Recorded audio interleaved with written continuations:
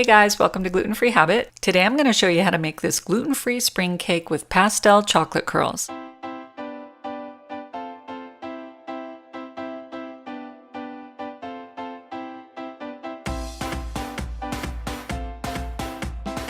I love this cake because it's delicious, it's beautiful, it's a lot of fun to make, and it can be customized for so many occasions just by changing the color of the frosting and the color of the chocolate curls. I'm making this cake for Easter, so I'm doing yellow frosting and multicolored chocolate curls. Let's get right to it though. Here are the ingredients. And as always, make sure they're gluten-free. For the cake, you'll need some white rice flour, potato starch, tapioca flour, unsweetened cocoa, baking powder, baking soda, salt, xanthan gum, granulated sugar, milk, vegetable oil, eggs, vanilla, and water. You'll also need 3 8-inch cake pans. And for the frosting, you'll need some powdered sugar, vanilla, softened butter, and milk. Then of course, to top the cake, you'll need chocolate curls. These you can make ahead, and I've attached the link for how to make these chocolate curls at the end of this video. The full recipe is right down below in the description box. Let's start by making the cake. Preheat the oven to 350 and set out a large mixing bowl. Mix together all your dry ingredients, the white rice flour, potato starch, tapioca starch, unsweetened cocoa powder, baking powder, baking soda, salt, and xanthan gum. Whisk that really well together until it's thoroughly combined.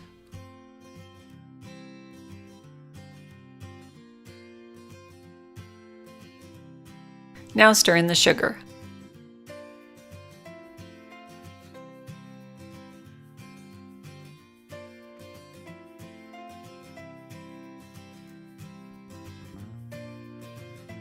Next comes the milk,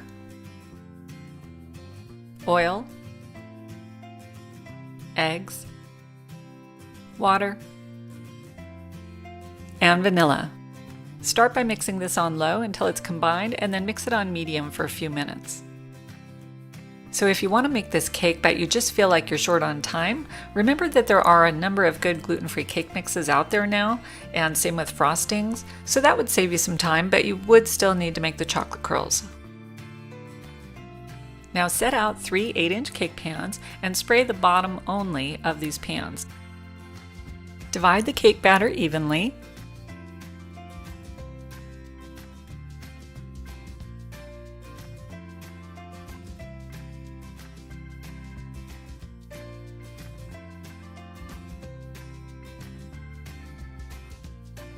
Bake this at 350 for about 20 to 25 minutes, or until it starts to pull away from the edge of the pan just slightly and a toothpick comes out clean.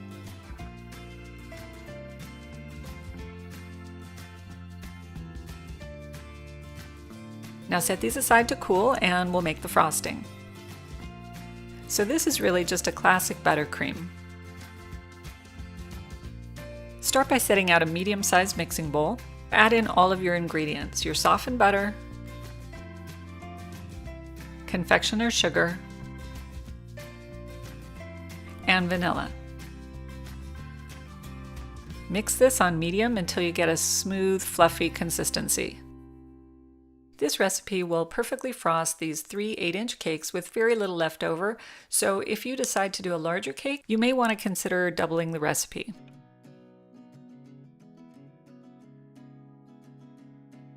Okay, this looks good. I'm making a yellow frosting today because I like the contrast between the dark cake and the light frosting. I think it looks really pretty. So I'm adding in a little gluten-free food coloring. I prefer to use gluten-free powder or gel coloring so that I don't change the consistency of my frosting. By adding the water-based colorings, you're thinning out your frosting a little bit with every single drop that you put in. So this way I know I can color it as deeply as I want to without affecting the consistency of the frosting. This looks really nice. It's fluffy, it's creamy. If I needed to thin it out, I would add a little bit of milk, but it turns out I don't need that. And if you need to thicken your frosting, you can always add a little bit more powdered sugar. Okay, it's time to put it all together. This is definitely the fun part. Get out a cake plate or a cake stand, whatever you want to use, and put down your first layer of cake. Make sure your frosting is room temperature. You don't want to have chilled icing as you spread it because it will tear the cake. Put about 1/3 of your frosting on and start smoothing it around. I'm using an offset spatula just because that's what I prefer, but you can really use anything you like. Because I won't be frosting the sides of the cake, I'm trying not to go too far over the edge. But it doesn't matter too much if I get some crumbs in the frosting on this layer because layer 2 will cover it up. Now put down layer 2 and frost it with another 1/3 of the frosting.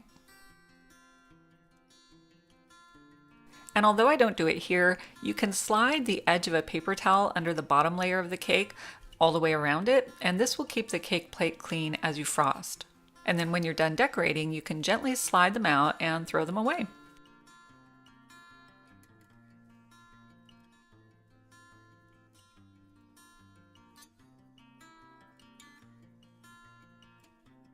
Now put down our final layer and the rest of the frosting.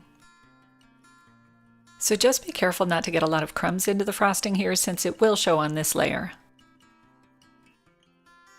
You don't need to have it perfectly smooth though, and actually it looks kind of pretty when it has swirls in it anyways, but your chocolate curls are going to cover up most of this, so there's no need to stress about how smooth you make it.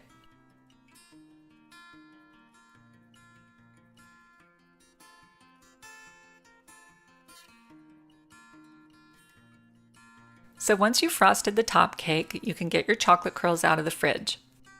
I'm doing multicolor today because I was using mine as an Easter cake.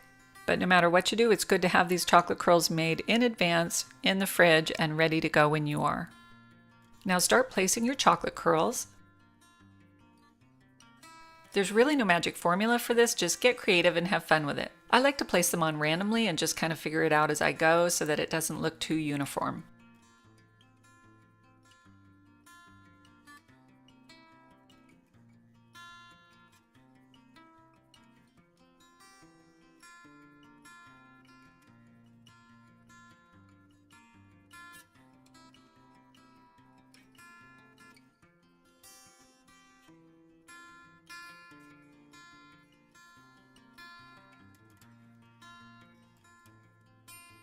If you think this video was helpful, please give it a like down below. And don't forget to subscribe so you don't miss the next gluten-free habit recipe. And here it is, my spring cake with pastel white chocolate curls. Thanks for watching. I'll see you next time.